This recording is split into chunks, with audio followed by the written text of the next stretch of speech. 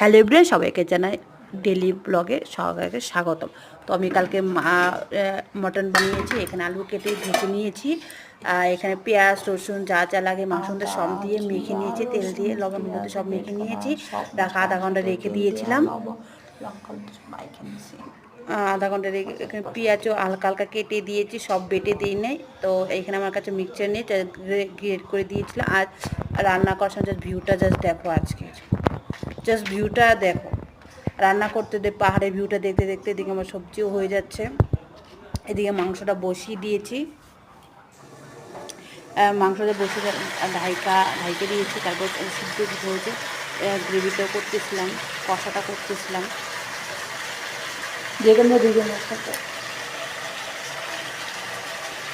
মোটামুটি কষানো হয়ে যাচ্ছে। পরে গরম জল, আমি মাংসের মধ্যে গরম জল দিয়ে গরম জলটা দিয়েছি। লাস্ট ফিনিশিংটা দেখো জাস্ট। কে কে খেতে চাও চলে